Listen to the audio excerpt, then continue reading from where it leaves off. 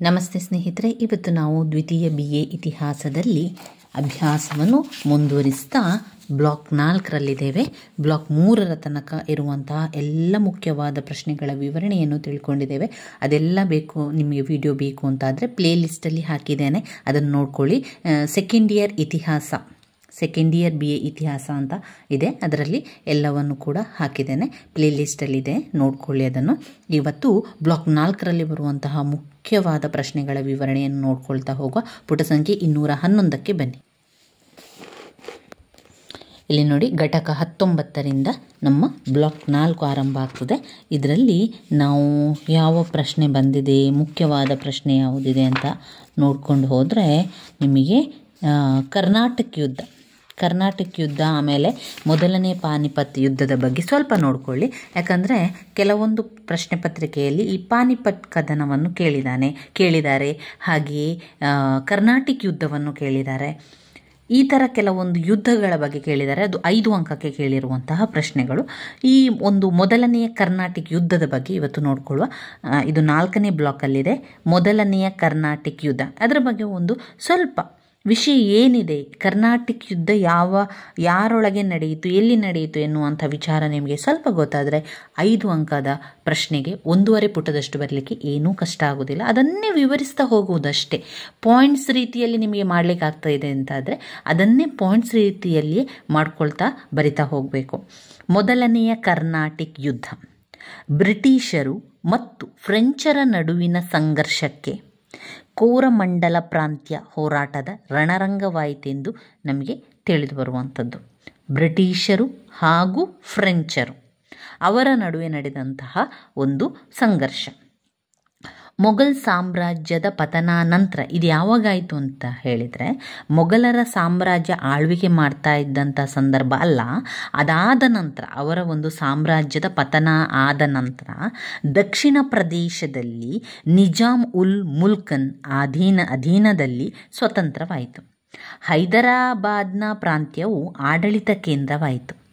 ಆಗ ಆಸಫ್ ಜಾ ನಿಜಾಮನಾಗಿದ್ದರು, ಆದರೆ ಅವನು ಅಶಕ್ತನಾಗಿದ್ದರಿಂದ ಕೋರಮಂಡಲದ ರಾಜಧಾನಿಯಾದಂಥ ಆರ್ಕಾಟ್ನ ನವಾಬ ಹೆಚ್ಚು ಕಡಿಮೆ ಸ್ವತಂತ್ರನಾಗಿಯೇ ವರ್ತಿಸುತ್ತಿದ್ದನು. ಇಲ್ಲಿ ಆಸಫ್ ಜಾ ನಿಜಾಮನಿಗೆ ಆಡಳಿತವನ್ನು ಮಾಡಲಿಕ್ಕೆ ಅವನು ಶಕ್ತನಾಗಿರಲಿಲ್ಲ, ಅಶಕ್ತನಾಗಿದ್ದ. ಆದ್ದರಿಂದ ಏನಾಯಿತು, ಕೋರಮಂಡಲದ ರಾಜಧಾನಿಯಾದ ಆರ್ಕಾಟ್ನ ರಾಜ ಯಾರಿದ್ದಾರೆ ಅವರು ಸ್ವತಂತ್ರವಾಗಿ ವರ್ತಿಸ್ತಾ ಇದ್ದರು. ದೋಸ್ತ ಆಲಿ ಆರ್ಕಾಟಿನ ನವಾಬನಾಗಿದ್ದಾಗ ಕ್ರಿಸ್ತಶಕ ಇದು 1741ರಲ್ಲಿ ಆಗಿರುವಂಥದ್ದು. 41ರಲ್ಲಿ ಏನಾಯಿತು, ಮರಾಠರು ಬಂದು ಆ ಒಂದು ಪ್ರದೇಶಕ್ಕೆ ಮುತ್ತಿಗೆಯನ್ನು ಹಾಕ್ತಾರೆ. ಆ ಪ್ರದೇಶವನ್ನು ಕೊಳ್ಳೆ ಹೊಡಿತಾರೆ. ಅಷ್ಟೇ ಅಲ್ಲದೆ ನವಾಬನಾಗಿದ್ದಂತಹ ದೋಸ್ತ ಆಲಿಯನ್ನು ಕೊಲ್ತಾರೆ. ಹಾಗಾಗಿ ಅಲ್ಲಿ ಕೊಂದ ನಂತರ ಹಾಗೂ ಅದರ ಜೊತೆಗೆ ಅವರನ್ನು ಮಾತ್ರ ಅಲ್ಲ, ಅವರ ಜೊತೆಗೆ ಅವನ ಅಳಿಯನಾದಂತಹ ಚಂದಾ ಸಾಹೇಬನನ್ನು ಬಂಧಿಸಿ ಸತಾರಾಗೆ ಕರೆದೊಯ್ತಾರೆ. ಅವರನ್ನು ಕರ್ಕೊಂಡು ಹೋಗ್ತಾರೆ. ಅವನನ್ನು ಕೊಂದು ಅವನ ಅಳಿಯನನ್ನು ಬಂಧಿಸ್ತಾರೆ.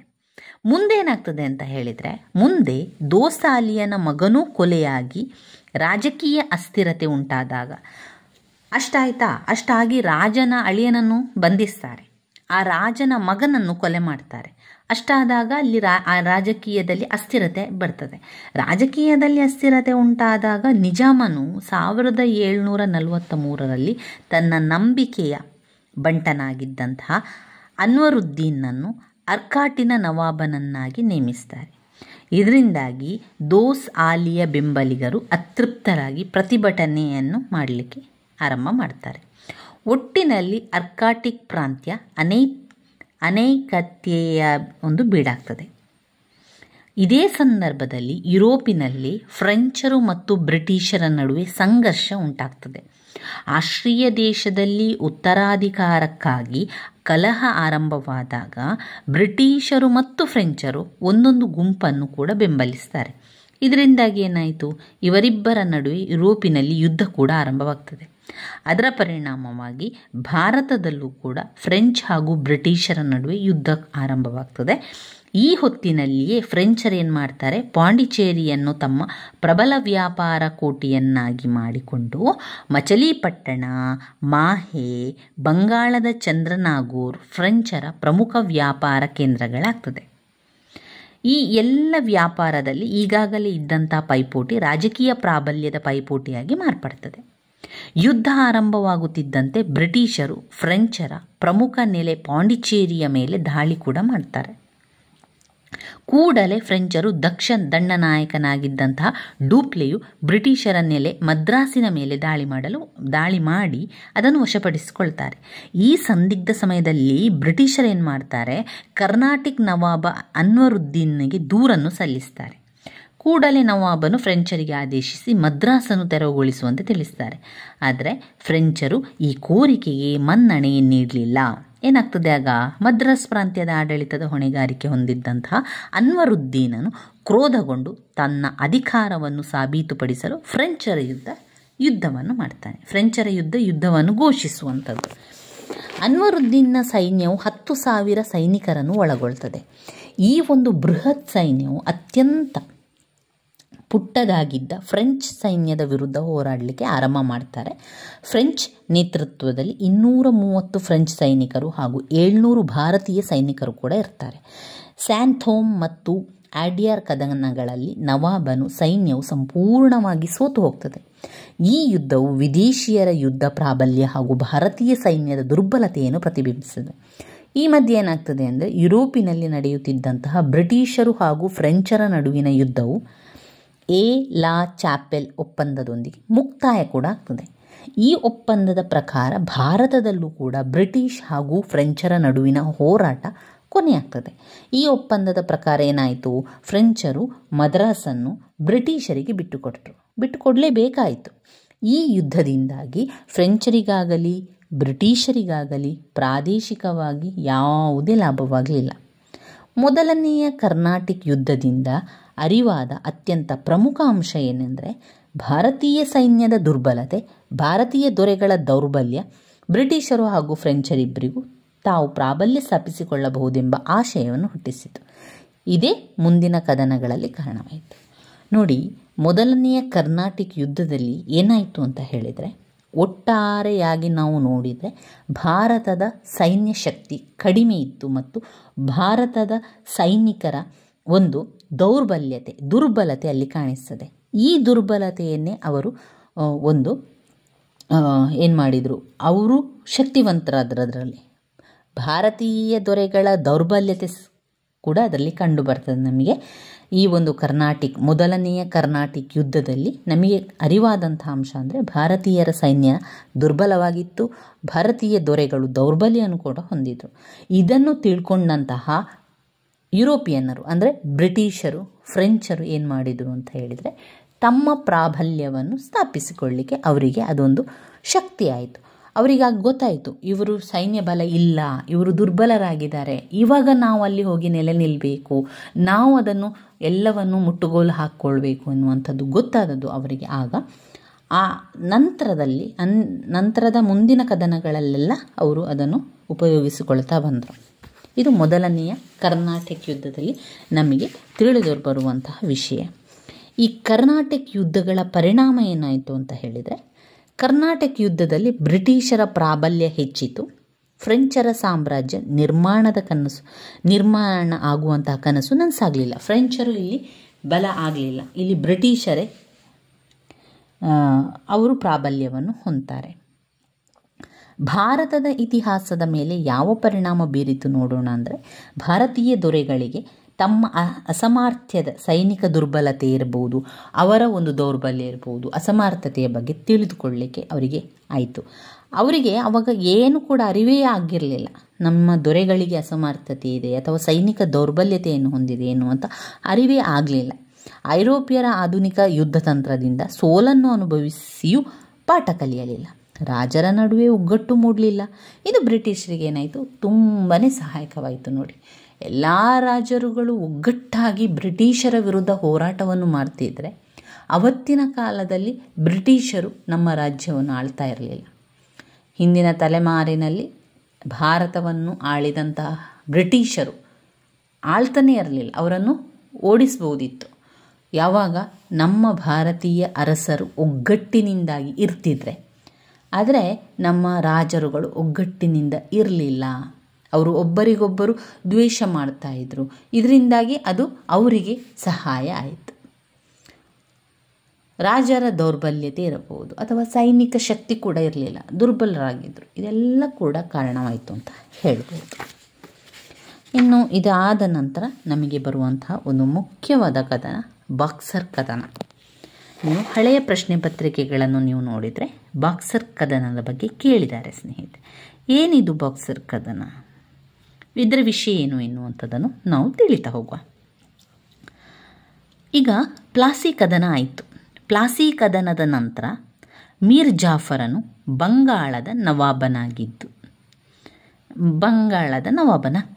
ಯಾವಾಗ? ಪ್ಲಾಸಿ ಕದನದ ನಂತರ ಮೀರಾ ಜಾಸ್ಮೀರ್ ಇರುವಂತಹ ರಾಜ ಮೀರ್ ಜಾಫರ್ ಬಂಗಾಳದ ನವಾಬನಾಗ್ತಾನೆ. ಮೀರ್ ಜಾಫರ್ ಹೆಸರಿಗಷ್ಟೇ ನವಾಬ, ನಿಜವಾದ ಅಧಿಕಾರ ಎಲ್ಲ ಎಲ್ಲಿತ್ತು?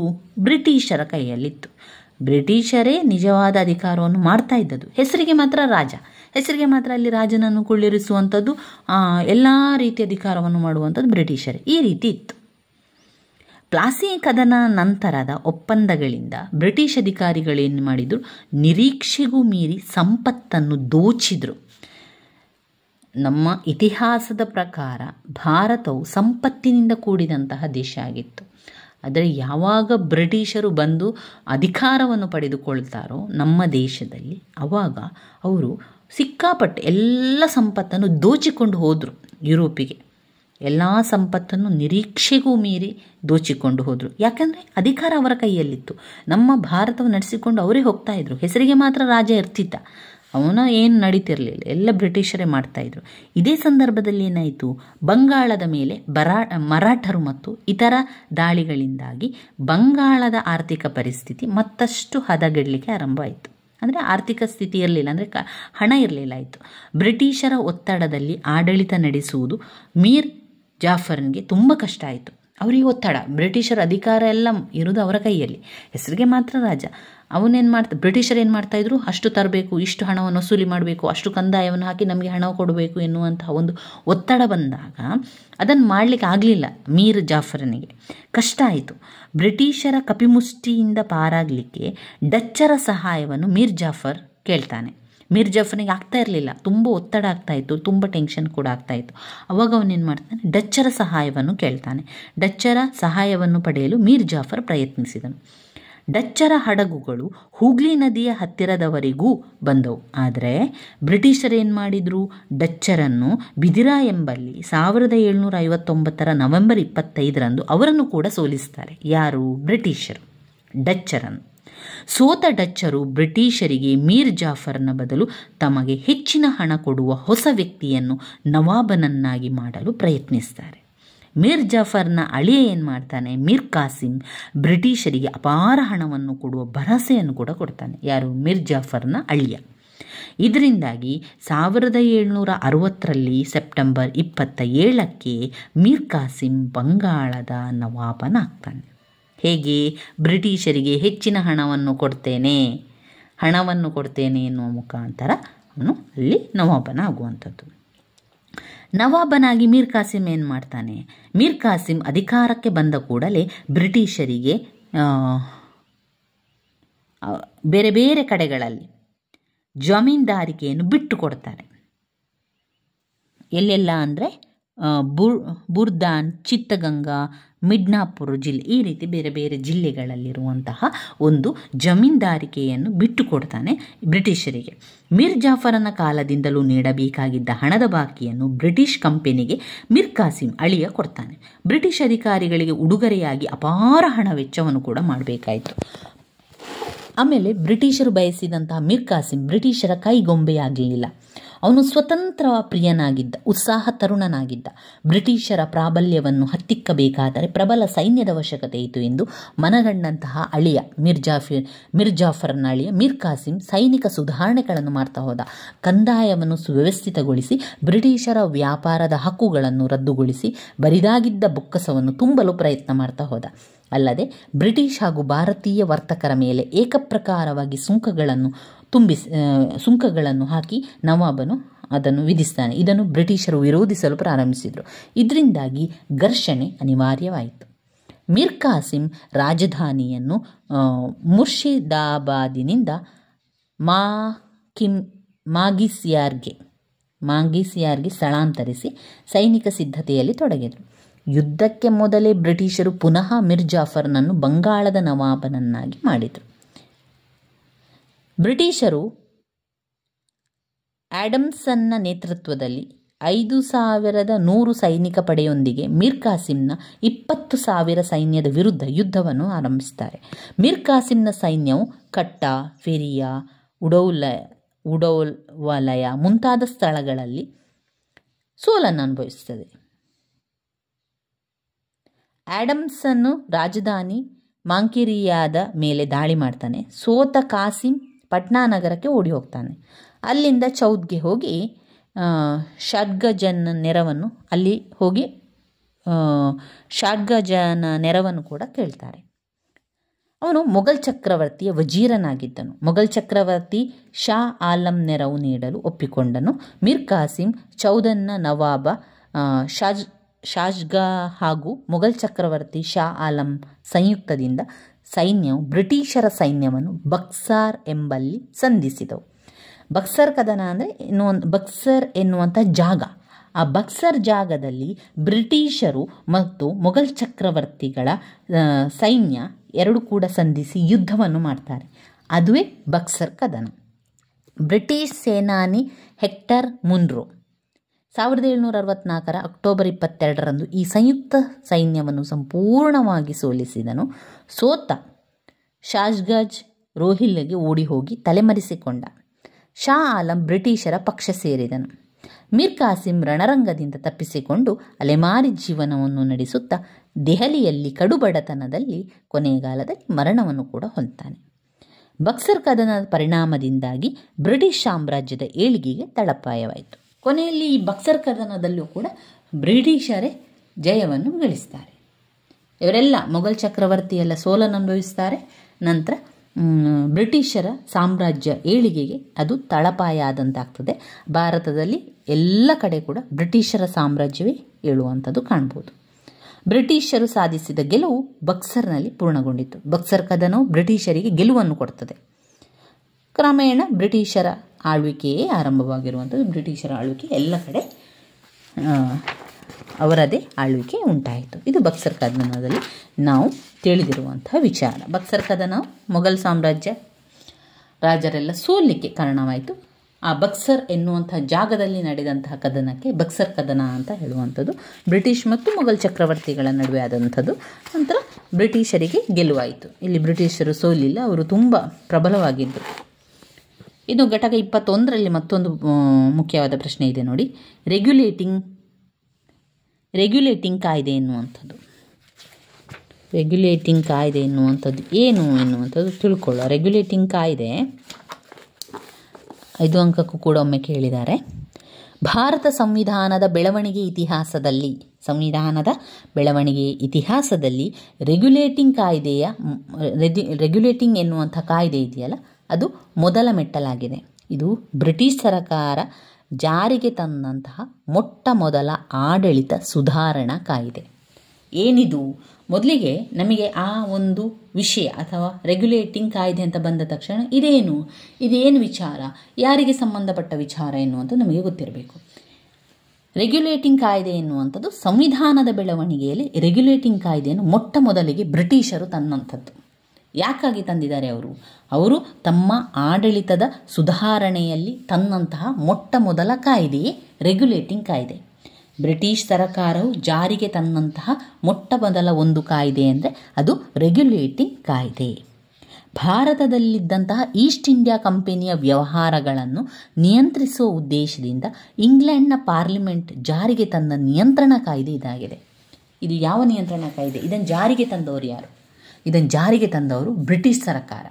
ಬ್ರಿಟಿಷ್ ಸರ್ಕಾರ ಭಾರತದಲ್ಲಿ ಆಡಳಿತವನ್ನು ನಡೆಸುವಂತಹ ಸಂದರ್ಭದಲ್ಲಿ ಆರಂಭದಲ್ಲಿ ಪ್ರಪ್ರಥಮವಾಗಿ ಆಡಳಿತ ಸುಧಾರಣೆಯಲ್ಲಿ ಮಾಡಿದಂತಹ ಮೊದಲ ಕಾಯ್ದೆಯೇ ರೆಗ್ಯುಲೇಟಿಂಗ್ ಕಾಯ್ದೆ. ಇದನ್ನು ಯಾಕಾಗಿ ತಂದರು ಅಂದರೆ, ಭಾರತದಲ್ಲಿದ್ದ ಈಸ್ಟ್ ಇಂಡಿಯಾ ಕಂಪನಿಯ ವ್ಯವಹಾರಗಳನ್ನು ನಿಯಂತ್ರಣ ಮಾಡಲಿಕ್ಕೆ. ಈಸ್ಟ್ ಇಂಡಿಯಾ ಕಂಪನಿ ವ್ಯವಹಾರ ಮಾಡ್ತಾ ಇತ್ತು, ಅದನ್ನು ನಿಯಂತ್ರಣ ಮಾಡುವ ಉದ್ದೇಶದಿಂದಾಗಿ ಇಂಗ್ಲೆಂಡಿನ ಪಾರ್ಲಿಮೆಂಟ್, ಇಲ್ಲಿದಲ್ಲ, ಭಾರತದಲ್ಲ, ಇಂಗ್ಲೆಂಡಿನ ಪಾರ್ಲಿಮೆಂಟೇ ಈ ಒಂದು ಕಾಯ್ದೆಯನ್ನು ಜಾರಿಗೆ ತರ್ತಾರೆ. ವ್ಯಾಪಾರ ಹಾಗೂ ವಾಣಿಜ್ಯ ಸಂಸ್ಥೆಯಾಗಿದ್ದಂತಹ ಈಸ್ಟ್ ಇಂಡಿಯಾ ಕಂಪನಿಯು 1770 ಹೊತ್ತಿಗೆ ಭಾರತದ ಆಡಳಿತ ವ್ಯವಹಾರದಲ್ಲಿ ಕೈ ಹಾಕತೊಡಗಿತ್ತು. ಈಸ್ಟ್ ಇಂಡಿಯಾ ಕಂಪನಿಯ ಅನೇಕ ಅಧಿಕಾರಿಗಳು ತಮ್ಮ ತಾಯ್ನಾಡಿಗೆ ಮರಳಿದ ಮೇಲೆ ಇಲ್ಲಿಯ ಹಣ ಹಾಗೂ ಅಧಿಕಾರದ ಮದದಿಂದ ನಡೆದುಕೊಳ್ಳುತ್ತಿದ್ದಂಥ ದುರಹಂಕಾರದ ವರ್ತನೆಯನ್ನು ಇಂಗ್ಲೆಂಡ್ನಲ್ಲಿನ ಸಂಸತ್ತಿನ ಸದಸ್ಯರಿಗೆ ಬೇಸರ ಉಂಟು ಮಾಡಿತು. ಇದೇ ಸಂದರ್ಭದಲ್ಲಿ ಈಸ್ಟ್ ಇಂಡಿಯಾ ಕಂಪನಿಯು ಇಂಗ್ಲೆಂಡ್ನ ಪಾರ್ಲಿಮೆಂಟಿಗೆ ಸಾಲಕ್ಕಾಗಿ ಅರ್ಜಿ ಸಲ್ಲಿಸಿದಾಗ ಕಂಪನಿಯ ವ್ಯವಹಾರಗಳನ್ನು ನಿಯಂತ್ರಿಸುವ ಸದವಕಾಶ ದೊರಕಿದಂತಾಯಿತು. ಅಂದಿನ ಇಂಗ್ಲೆಂಡ್ನ ಪ್ರಧಾನಿ ಲಾರ್ಡ್ ನಾರ್ತ್ ಕೂಡ್ಲೆ ಈಸ್ಟ್ ಇಂಡಿಯಾ ಕಂಪನಿಯ ವ್ಯವಹಾರದ ಬಗ್ಗೆ ಕೂಲಂಕುಷವಾಗಿ ಅಧ್ಯಯನ ಮಾಡಲು 2 ಸಮಿತಿಗಳನ್ನು ರಚಿಸಿತು. ಸೆಲೆಕ್ಟ್ ಸಮಿತಿ ಮತ್ತು ಸೀಕ್ರೆಟ್ ಸಮಿತಿ ಎನ್ನುವಂಥದ್ದು.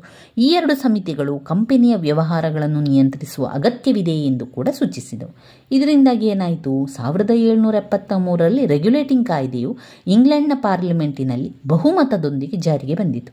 ಈ ರೆಗ್ಯುಲೇಟಿಂಗ್ ಕಾಯ್ದೆಯು ವಾಣಿಜ್ಯ ಸಂಸ್ಥೆಯಾಗಿದ್ದಂತಹ ಈಸ್ಟ್ ಇಂಡಿಯಾ ಕಂಪನಿಯನ್ನು ರಾಜಕೀಯ ಸಂಸ್ಥೆಯಾಗಿ ಮನ್ನಣೆ ನೀಡುತ್ತದೆ. ಇದರೊಂದಿಗೆ ಕಂಪನಿಯ ವ್ಯವಹಾರಗಳನ್ನು ನಿಯಂತ್ರಿಸಲು ಅನೇಕ ಅಂಶಗಳನ್ನು ಕೂಡ ಮುಂದಿಡ್ತದೆ. ಈ ಕಾಯ್ದೆಯ ಮುಖ್ಯ ಅಂಶದಲ್ಲಿ ಏನಿತ್ತು? ಇಂಗ್ಲೆಂಡ್ನಲ್ಲಿ ಬದಲಾವಣೆಗಳು ಕೂಡ ಆಯಿತು. ಏನೆಲ್ಲ ಇತ್ತು ಅಂದರೆ, ಇಂಗ್ಲೆಂಡ್ನಲ್ಲಿ ಯಾವ ಬದಲಾವಣೆ ಆಯಿತು ಇದರಿಂದಾಗಿ ಅಂತ ಹೇಳಿದರೆ, ಕಾಯ್ದೆಯಲ್ಲಿದ್ದ ಮುಖ್ಯ ಅಂಶಗಳು: ಬೋರ್ಡ್ ಆಫ್ ಡೈರೆಕ್ಟರ್ಗಳು ಅಧಿಕಾರದ ಅವಧಿಯನ್ನು 4 ವರ್ಷಗಳಿಗೆ ನಿಗದಿಪಡಿಸಲಾಯಿತು. ಅದರಲ್ಲಿ 4 ಭಾಗದ ಸದಸ್ಯರು ಪ್ರತಿ ವರ್ಷ ನಿವೃತ್ತಿ ಹೊಂದಬೇಕಾಯಿತು.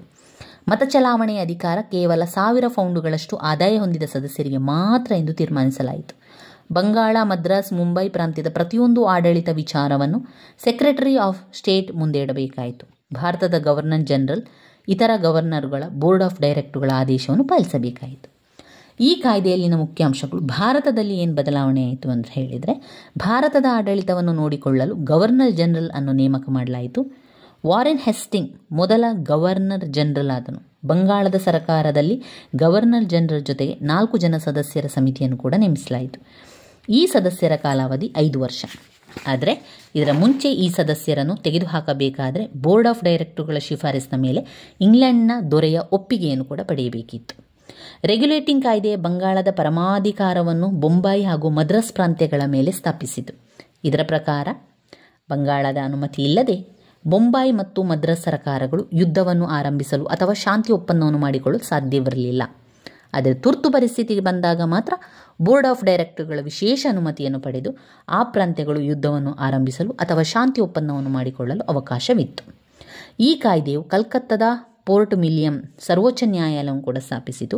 ಈ ನ್ಯಾಯಾಲಯದಲ್ಲಿ ಒಬ್ಬ ಮುಖ್ಯ ನ್ಯಾಯಾಧೀಶ ಹಾಗೂ 3 ಉಪನ್ಯಾಯಾಧೀಶರನ್ನು 5 ವರ್ಷಗಳ ಅವಧಿಯವರೆಗೆ ನೇಮಕ ಮಾಡಲಾಯಿತು.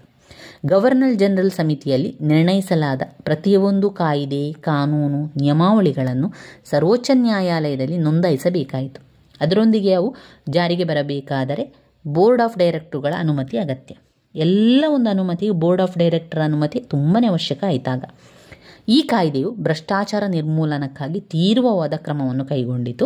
ಗವರ್ನರ್ ಜನರಲ್ ಹಾಗೂ ಅವರ ಸಮಿತಿಯ ಸದಸ್ಯರು, ಪ್ರಾಂತೀಯ ಗವರ್ನರ್ಗಳು, ಸರ್ವೋಚ್ಚ ನ್ಯಾಯಾಲಯದ ನ್ಯಾಯಾಧೀಶರು ಹಾಗೂ ಇತರ ಆಡಳಿತ ಅಧಿಕಾರಿಗಳು ಭಾರತೀಯ ದೊರೆಗಳಿಂದ ಯಾವುದೇ ರೀತಿಯ ಉಡುಗೊರೆಯನ್ನಾಗಲಿ, ಬಹುಮಾನವನ್ನಾಗಲಿ, ಹಣವನ್ನಾಗಲಿ ತೆಗೆದುಕೊಳ್ಳಬಾರದೆಂದು ಆದೇಶ ಕೂಡ ನೀಡಿತು. ಒಂದು ವೇಳೆ ತಪ್ಪಿತಸ್ಥರು ತಾವು ತೆಗೆದುಕೊಂಡ ಮೌಲ್ಯದ 2% ಸರಕಾರಕ್ಕೆ ಕೊಡಬೇಕಿತ್ತು. ಇವಿಷ್ಟು ನಾವು ರೆಗ್ಯುಲೇಟಿಂಗ್ ಕಾಯ್ದೆ ಅಂತ ಬಂದಾಗ ಅವುಗಳ ವಿಚಾರವಾಗಿ ಬರಿತಾ ಹೋಗಬೇಕು ಸ್ನೇಹಿತರೆ. ಇನ್ನು ಬರುವಂತಹ ಮುಖ್ಯವಾದ ಒಂದು ಪ್ರಶ್ನೆ, ಕಾರ್ನವಾಲಿಸ್ನ ಆಡಳಿತ ಸುಧಾರಣೆ. ಇದನ್ನು ನಾವು ಮುಂದಿನ ವಿಡಿಯೋದಲ್ಲಿ ತಿಳಿತಾ ಹೋಗುವ. ಇದು ಬ್ಲಾಕ್ 4ರಲ್ಲಿ ಬರುವಂತಹ ಮುಖ್ಯವಾದ ಪ್ರಶ್ನೆ. ಇದು 15 ಅಂಕಕ್ಕೆ ಕೇಳುವಂತಹ ಪ್ರಶ್ನೆ, ಕಾರ್ನವಾಲಿಸ್ನ ಆಡಳಿತ ಸುಧಾರಣೆಗಳು. ನನ್ನ ವೀಡಿಯೋಸ್ ಎಲ್ಲ ನಿಮಗೆ ಇಷ್ಟ ಆಗಿದ್ದರೆ ಸ್ನೇಹಿತರೆ ಲೈಕ್ ಕೊಡಿ, ಶೇರ್ ಮಾಡಿ, ಸಬ್ಸ್ಕ್ರೈಬ್ ಮಾಡಲಿಕ್ಕೆ ಮರಿಬೇಡಿ. ಹಾಗೆ ಎಲ್ಲ ವಿಚಾರಗಳನ್ನು ಒಂದೊಂದೇ ವಿಷಯಗಳ ಸಬ್ಜೆಕ್ಟ್ನ ಎಲ್ಲವನ್ನು ಕೂಡ ನಾನು ವಿಡಿಯೋವನ್ನು ಮಾಡ್ತಾ ಹೋಗ್ತೇನೆ. ಹಾಗೆ ಮಾಡಿರುವಂತಹ ವಿಡಿಯೋಗಳನ್ನು ಪ್ಲೇ ಲಿಸ್ಟಲ್ಲಿ ಹಾಕಿರ್ತೇನೆ. ಅದನ್ನು ನೀವು ನಿಮ್ಮ ಸಮಯಾವಕಾಶವನ್ನು ನೋಡಿಕೊಂಡು ನಿಮಗೆ ಸಮಯ ಇದ್ದಾಗ ಅದನ್ನು ನೋಡಿಕೊಳ್ಳಿ ಸ್ನೇಹಿತರೆ. ಇವತ್ತಿನಿಂದಲೇ ನಿಮ್ಮ ಅಭ್ಯಾಸವನ್ನು ಆರಂಭಿಸಿ. ಪರೀಕ್ಷೆಗೆ ಇನ್ನೂ ಕೆಲವೇ ಸಮಯಗಳಿರೋದ್ರಿಂದ ಆದಷ್ಟು ಬೇಗ ಎಲ್ಲ ಅಭ್ಯಾಸವನ್ನು ಆರಂಭವನ್ನು ಮಾಡಿ. ಧನ್ಯವಾದಗಳು.